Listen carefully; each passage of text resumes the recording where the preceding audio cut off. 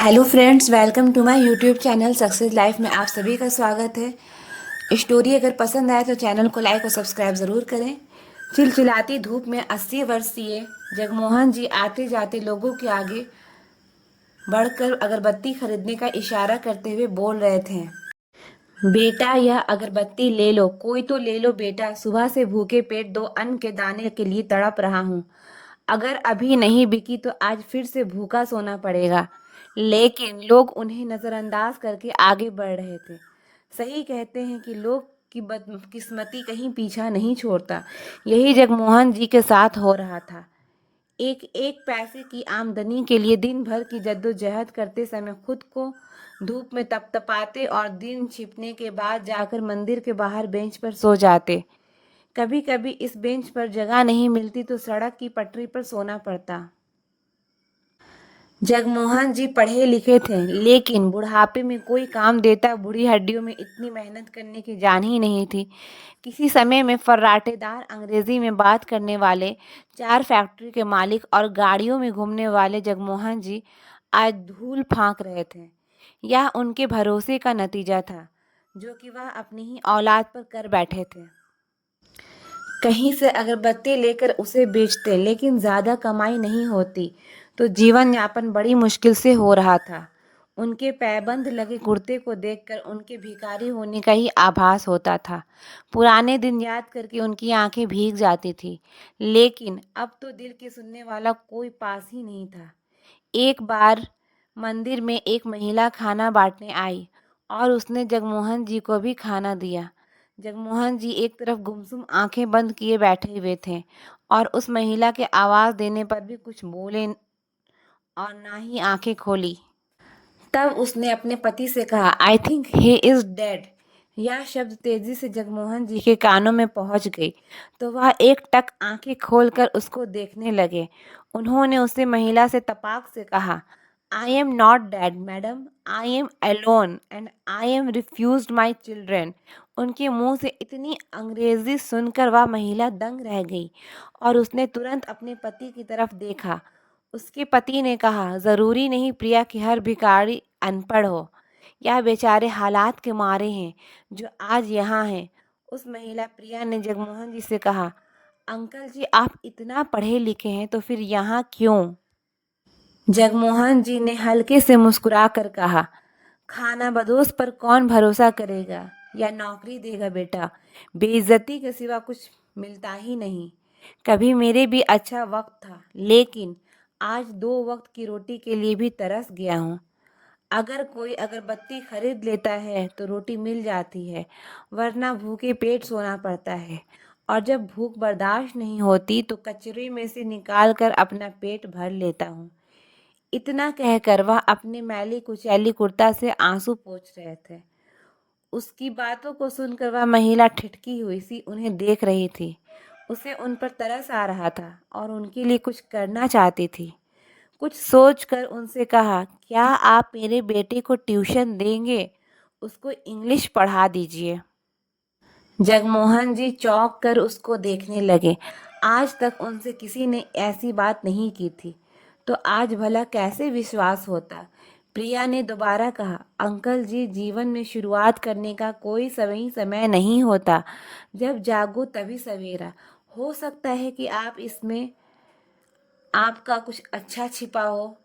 जगमोहन जी ने कहा, मुझे यकीन नहीं होता कि मुझ भिखारी जैसे आदमी से तुम अपने बच्चे को ट्यूशन पढ़ाना चाहती हो। मेरे पास तो कोई ठिकाना नहीं है, कहाँ ये सब करूँगा। प्रिया ने फिर से कहा, अंकल जी आपके कपड़े नहीं, मैं आपकी प्रतिभा देखी है और आप ऐसा कर लेंगे। मैं कुछ मदद कर दूंगी, आपकी सब हो जाएगा। आप चिंता ना करें, बस हाँ कह कर देखिए। जगमोहन जी की आंखों में आंसू भर आए। बेटी तुम्हारा दिल कितना अच्छा है, मेरे लिए तो तुम फरिश्ते की जैसी हो। अपने फटे कुर्ते से आंसू पोंछते हुए जगमोहन जी उसका धन्यवाद करते जा रहे थे। प्रिया 1-2 दिन में आने का कहकर वापस चली गई। रास्ते में उसके पति पंकज ने कहा, प्रिया तुमने बहुत अच्छा काम किया। ऐसे इनकी ज़िंदगी में कुछ बदलाव ज़रूर आएगा और दुआएं लेना अच्छी बात है। प्रिया सुनकर बदले में मुस्कुरा देती है। 2 दिन हो चुके थे और प्रिया दोबारा नहीं आई थी। जगमोहन जी उसकी राह देखते थे, लेकिन उसके ना आने से उनकी मायूसी बढ़ गई थी। 2 दिन के बाद 3 दिन भी बीत गए तो जगमोहन जी की आस टूट गई। लेकिन चौथे दिन सुबह सुबह प्रिया अपने पति पंकज के साथ वहां आई। जब वह बेंच पर लेटे थे तो प्रिया ने आकर उन्हें सोते हुए उठाया। प्रिया को सामने देखकर जगमोहन जी की पलकें भीग गई। प्रिया समझ गई और बोली, अंकल जी आपने क्या सोचा कि मैं नहीं आऊंगी? ये मुस्कुरा दिए सुनकर। इसके बाद प्रिया उन्हें उनके सामान के साथ लेकर चली गई। जगमोहन जी ने पूछा, बेटा कहाँ ले जा रही हो? प्रिया ने मुस्कुरा कर कहा कि देखते रहिए अंकल जी, आपको वहाँ जाकर खुशी होगी।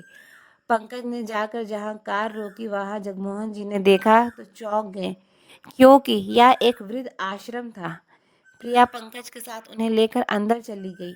वहां जाकर सारे पेपर्स पर साइन करने के बाद उन्हें कमरा दिखा दिया, जिसमें एक दो लोग और भी रहते थे। दरअसल यह एक वृद्ध आश्रम था जिसमें प्रिया जगमोहन जी को ले आई थी। यहाँ लाने का आइडिया उसे पंकज ने ही दिया था। पंकज और उससे कुछ दोस्त मिलकर इस वृद्ध आश्रम को चलाते थे और ऐसे ही सताए हुए माँ बाप की सेवा किया करते थे। जगमोहन जी इतना सब देखकर कुछ बोलने की हालत में ही नहीं थे। वहां जाते ही उनको नहलाया गया और पहनने को साफ सुथरा कपड़े भी दिए गए। कितने साल बाद जाकर अब उन्हें बिस्तर नसीब हुआ था। जब सबके साथ दोपहर में उन्होंने खाना खाया तो लगा जैसे कि आज आत्मा तृप्त हुई हो और पेट भर गया हो। रोज तो मंदिर के बाहर किसी के देने पर या प्रसाद से पेट भरते थे। प्रिया से उन्होंने कहा, बेटा किस मुंह से तुम्हारा धन्यवाद कहूँ? तुम दोनों तो मेरे लिए भगवान हो। मेरे अपने बच्चे तो मुझे घर से निकाल कर सुखी हो गए और मुझे दर दर भटकने को मजबूर कर दिया। लेकिन तुमने मुझे बच्चों का सुख दे दिया। इतना सोचा आपने मेरे लिए, किस मुंह से आभार कहूँ? जगमोहन जी का रोना देखकर प्रिया और पंकज उन्हें शांत कराने लगे और कहा, अंकल जी अब चिंता मत कीजिए, अब सब अच्छा होगा। इतना कहकर वहां से प्रिया और पंकज आ चुके थे। आज जगमोहन जी मन ही मन बार बार ईश्वर और प्रिया का शुक्र अदा कर रहे थे। उन्होंने जगमोहन जी को यहाँ लाकर बहुत ही नेक काम किया था। जगमोहन जी अब रोज सुबह अगरबत्ती बेचने भी निकल जाते थे और शाम को वृद्ध आश्रम वापस आ जाते थे। प्रिया ने आश्रम से परमिशन लेकर रोज उन्हें अपने यहाँ बुलाने लगी, जिससे वह कुछ देर उसके बेटे को ट्यूशन पढ़ा सके। अब जगमोहन जी रोज 2 घंटे के लिए प्रिया के घर जाने लगे। उसका बेटा जगमोहन जी के साथ अच्छे से घुल मिल गया और वह भी उसे मन लगाकर पढ़ाने लगे। इस तरह आस पड़ोस के भी कुछ बच्चों को पढ़ाने का अभी ऑफर मिला उन्हें, जिससे इनकम बढ़ने लगी थी। जगमोहन जी आप अच्छी खासी इनकम करने लगे थे, पर वृद्ध आश्रम से रोज आने जाने में उन्हें परेशानी होती थी। तो कुछ सोचकर प्रिया ने एक सुझाव दिया, अंकल जी क्यों नहीं आप एक कमरा किराए पर लेकर वहाँ ट्यूशन पढ़ा लें? यह सुझाव जगमोहन जी को बहुत पसंद आया, मगर कमरा मिलना भी तो चाहिए। इसकी जिम्मेदारी प्रिया ने ले ली और घर के पास ढूंढने लगी और पास में ही यह एक कमरा मिल गया।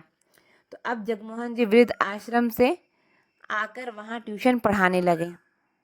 प्रिया ने एक काफ़ी बड़ा उनके नाम से बोर्ड बनवा दिया, जिसका नाम था जीनियर्स ट्यूशन क्लासेस। जगमोहन जी से बच्चे जल्दी इम्प्रेस हो जाते थे और उनके पढ़ाने का तरीका उन्हें जल्दी समझ में आ जाता था। इस तरह जगमोहन जी के दिन बदल गए।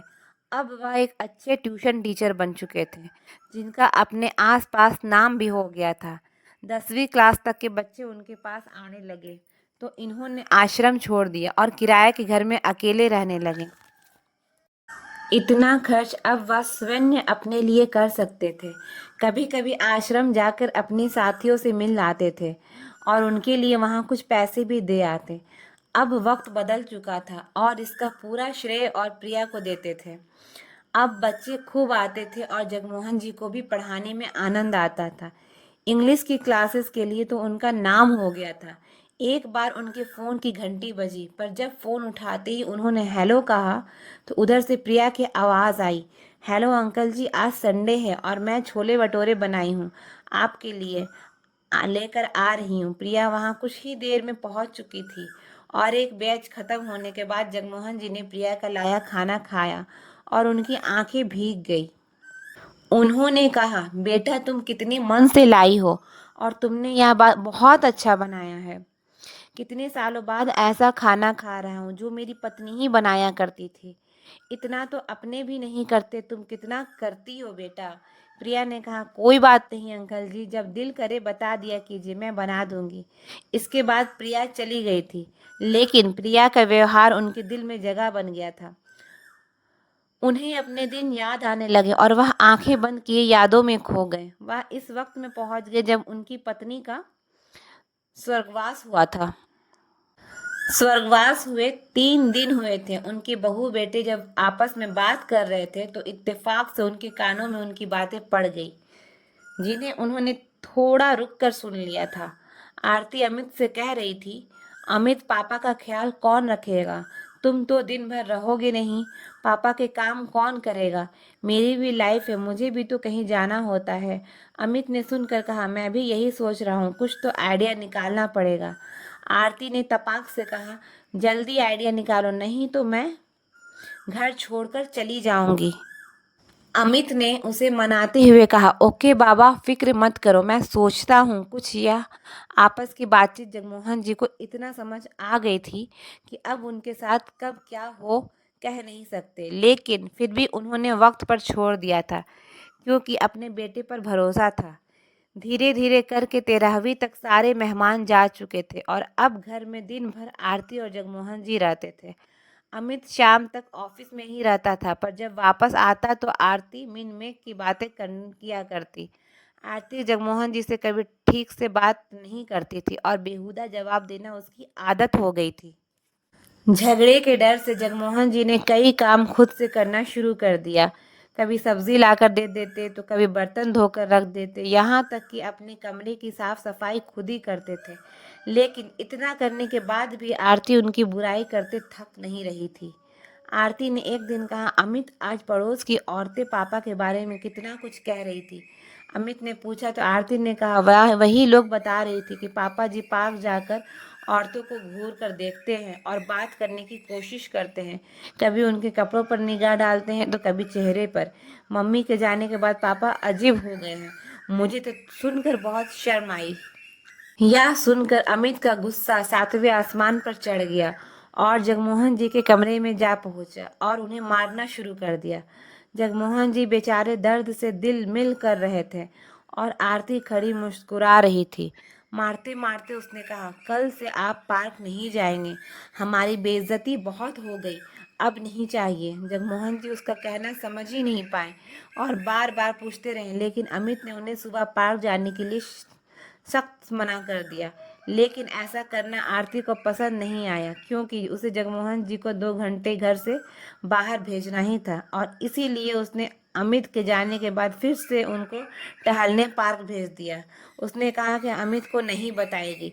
एक दिन अमित जल्दी घर आ गया और पड़ोस के एक बुजुर्ग व्यक्ति ने अमित को रोक कर कहा, अरे अमित बेटा, जगमोहन जी से कहना कल से जल्दी आया करें। आज पार्क में काफी देर से आया था। यह सुनकर अमित घर में आग बबूला हुआ पहुंचा और जाकर अपने पापा पर भड़क गया। इससे पहले कि जगमोहन जी आरती का नाम लेती, आरती ने उनसे पहले ही आकर कहा, अमित ने कितना मना किया था, लेकिन पापा नहीं माने। जाने किसको देखने जाते हैं, इतना भी क्या जरूरी है। अमित की नाराजगी और बहू आरती का झूठ जगमोहन जी देखते ही रह गए। उनके मुंह से एक शब्द नहीं निकला और उन्होंने चुप रहना ही बेहतर समझा। इस तरह से आरती की हिम्मत बढ़ गई। वह आए दिन ऐसे झूठ बोलकर अमित को उनके सामने लड़ने के लिए खड़ा कर देती थी। जगमोहन जी मन ही मन रोया करते और अपनी हालत पर भगवान को कोसा करते। लेकिन अब क्या होने वाला था? एक दिन तो हद ही हो गई जब आरती ने अपने ससुर से बात करते हुए शब्दों की मर्यादा तोड़ दी और उनसे कहा, देख बुढ़े, अगर यहाँ रहना है तो चुपचाप रहना पड़ेगा, तभी 2 रोटी मिलेगी, वरना मेरे पास और भी रास्ते हैं। बहू से इस तरह के शब्द सुन के उनके लिए बहुत मुश्किल काम हो गया, लेकिन उनकी सभ्यता यह नहीं थी कि वह अपनी बहू से वैसे ही शब्दों में बात करते।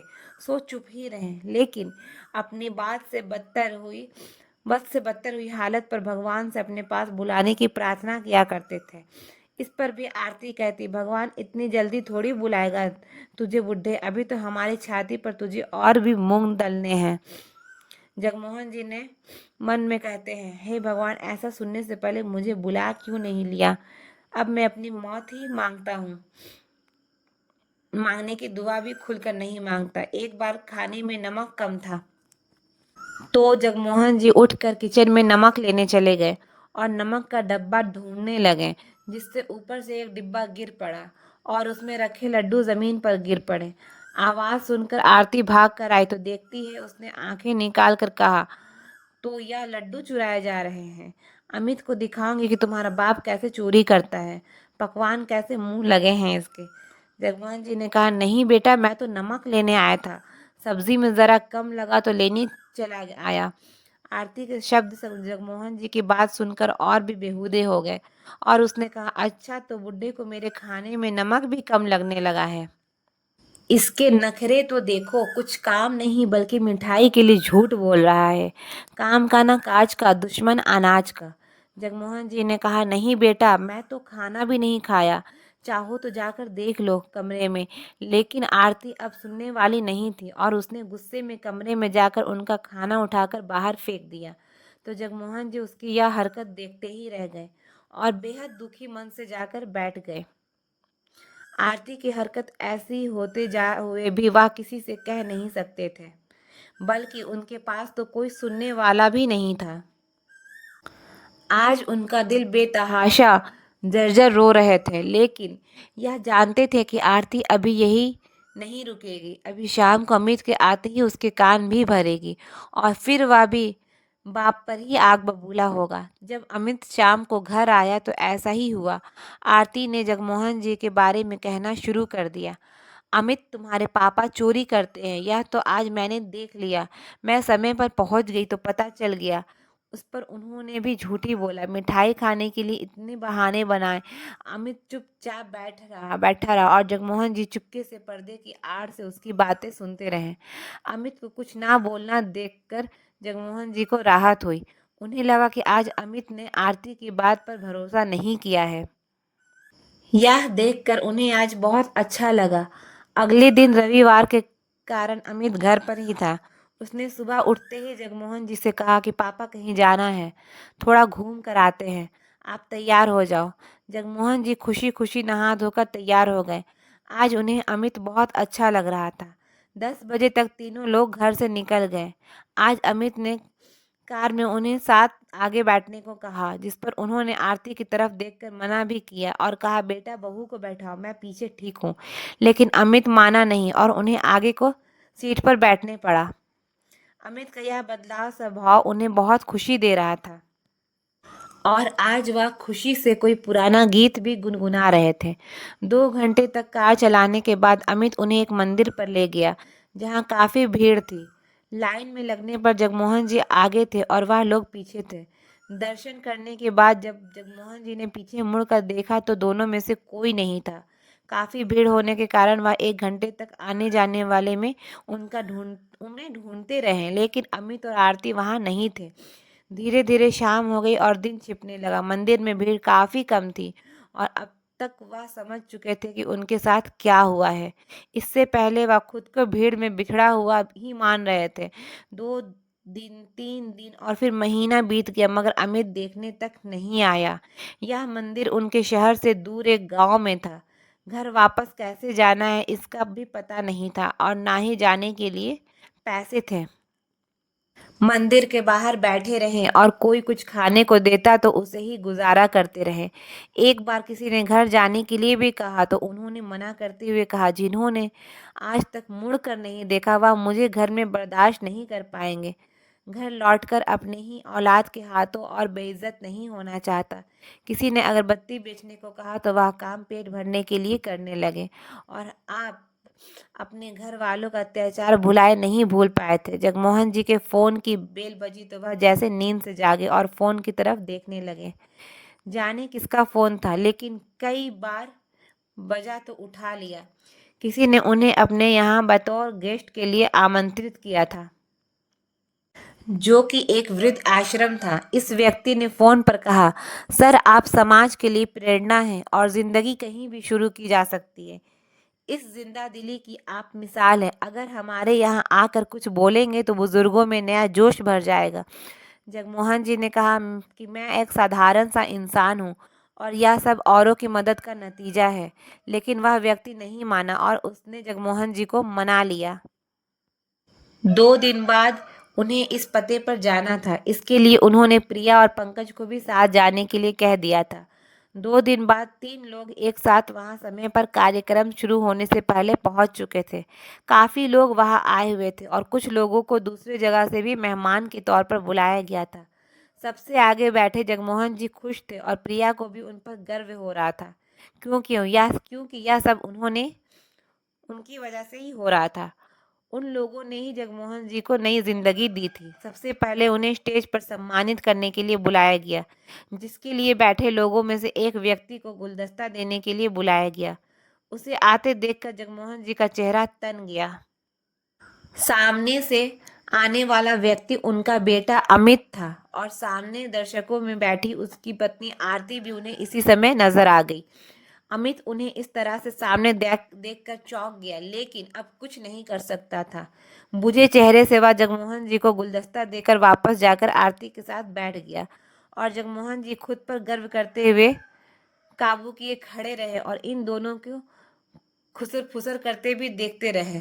जब उनसे बोलने को कहा तो उन्होंने बोलना शुरू किया और कहा, मेरे जैसे कितने ही लोग हैं जिसने उनके ही अपने बच्चे सड़क पर छोड़ जाते हैं, भीड़ का हिस्सा बना जाते हैं। आप लोग भी ऐसे होंगे या कोई यहाँ तक छोड़ गया होगा। लेकिन अपनी औलाद से अलग इस दुनिया में अच्छे लोग भी हैं जो मुझ जैसे इंसान को यहाँ तक ले आते हैं।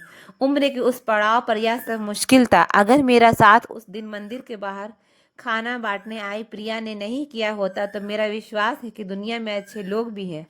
यह कहकर उन्होंने प्रिया और पंकज को स्टेज पर बुलाया, जिसने जिससे सब लोगों ने उन्हें देखकर तालियां बजाई। अमित यह सब देखकर पानी पानी हो रहा था।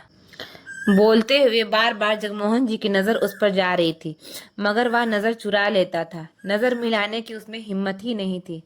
जगमोहन जी ने उससे ने स्टार से ही फिर आगे कहा, अपनी संतान को तो मैं माफ कर चुका हूँ और यह भी सच है कि उन्हें दिल से भुला चुका हूँ। जिंदगी शुरू करने के लिए सोचिए जिंदगी शुरू करने के लिए सोचिए मत, बस शुरू हो जाइए, हंसिए और खिलखिलाइए और ऐसी औलाद को तो बिल्कुल भूल जाइए। दर्शन लाइन में बैठा अमित आज ऐसे शब्द सुन नहीं पा रहा था। जब अपनी बारी आती है तो इंसान दूर भागता है। जब उसके अपने पिता जगमोहन जी बेटा बेटा करते थकते नहीं थे, तब उसे पिता की कदर नहीं थी और आज उनको इस जगह देखकर बहुत चक्का रह गया था। आज सामने खड़े जगमोहन जी से नजर नहीं मिला पा रहा था। जगमोहन जी स्टेज से उतर कर आए और बैठ गए। कार्यक्रम खत्म होने के बाद लोग उन्हें घर के घेर कर खड़े हो गए। आज जितना सम्मान उन्हें मिल रहा था उसे देखकर आरती की आंखें फटी की फटी रह गई। अमित ने आरती से बाहर जाकर कहा, आरती हमें ऐसी जगह आने का कोई हक नहीं था, क्योंकि मैं अपने पिता को खुद सड़क पर छोड़ा था। आज मुझे अपने किए पर पछतावा है और मेरी आंखें खुल गई है। तुम माफी नहीं मांगना चाहती हो तो मत मांगो, लेकिन मैं भगवान के आगे क्या मुंह लेकर जाऊंगा। मुझे पापा से माफी मांगनी है, नहीं तो जिंदगी भर घुटता रहूंगा। आरती उसका चेहरा देखती रह गई। उसने तो उसको अपने पिता से दूर करने के लिए बहुत जतन किए थे, लेकिन आज सब फेल हो चुका था। शर्मिंदा वह खुद भी थी, लेकिन वह कह नहीं पा रही थी। आखिर किस मुंह से कहती। अमित की नजरों में गिरना नहीं चाहती थी। जगमोहन जी लौट चुके थे और अमित ने उनके जाने के बाद उनका पता ले लिया था और शाम को ही वहां आरती के साथ जा पहुंचा। सामने उसे देखकर जगमोहन जी ने कहा, मुझे पता था कि तुम आओगे, लेकिन मैं वही कह दिया था कि मैं तुम्हें माफ कर दिया। अब माफी के अलावा क्या लेने आए हो? अमित नजर झुकाकर खड़ा था और आरती की तरफ देखने लगा। कुछ देर बाद आगे बढ़कर पैर पकड़कर दोनों ने माफी मांगी, लेकिन देखा जाए तो माफ करने के लिए जगमोहन जी का दिल राजी ही नहीं था। उनके कारण बहुत बुरे दिन देखे थे, बहुत बुरा समय बिताया था, जिसने कभी पिता की दर्द की पुकार नहीं सुनी और पिता की बेदर्दों की तरह मारते थे जिसे भूलना मुश्किल ही नहीं नामुमकिन था। दोनों गिड़गिड़ाते रहे लेकिन माफी नहीं मिली। अमित खूब रोया और पैरों में लिपट गया, लेकिन जगमोहन जी ने एक शब्द बोलना भी गवारा नहीं किया। अमित ने कहा, पापा मुझे सच में बहुत पछतावा है, खुद से ही नजर नहीं मिला पा रहा हूँ, आप मुझे प्लीज माफ कर दीजिए। लेकिन अमित और आरती 2 घंटे तक बैठे रहे और माफी मांगते रहे, लेकिन जगमोहन जी टस से मस्त नहीं हुए और उन्हें जाने को कह दिया। उन्होंने कहा, तुम दोनों जा सकते हो, मेरे बेटे बहू पंकज और प्रिया है, तुम नहीं। वह मेरा खून तो नहीं, लेकिन इसे इंसानियत का रिश्ता है। तुमसे अच्छा तो पराए हैं, तुम जैसी औलाद को ना होना ही अच्छा है। अब जाओ यहाँ से। उन्होंने तो दोनों को जाने को मजबूर कर दिया था और माफ नहीं किया। आज वह इस लायक है कि उन्हें अमित के आश्रय की जरूरत नहीं थी। आज जगमोहन जी समाज के लिए प्रेरणा बन चुके थे। उनकी हिम्मत और काम को देखकर सरकार ने उन्हें सम्मानित भी किया और यह सब प्रिया और पंकज की वजह से हुआ था। अगर समाज में ऐसे बच्चे हो तो बुजुर्ग लोगों की कभी भी ऐसी दशा नहीं होगी। दोस्तों, अमित जैसा बेटा को माफ कर देना चाहिए या नहीं, अपनी राय कमेंट बॉक्स में ज़रूर बताएं। तो फ्रेंड्स, उम्मीद करती हूँ कि आपको कहानी बहुत पसंद आई होगी। तो कहानी अगर पसंद आई है तो वीडियो को लाइक ज़रूर करें, चैनल को सब्सक्राइब करें, न्यू है तो बेल आइकन प्रेस करें ताकि मेरी वीडियो का नोटिफिकेशन सबसे पहले आप तक पहुँच सके। बहुत जल्द लेकर आऊँगी मैं एक नई स्टोरी नई प्रेरणा के साथ। तब तक के लिए बाय बाय।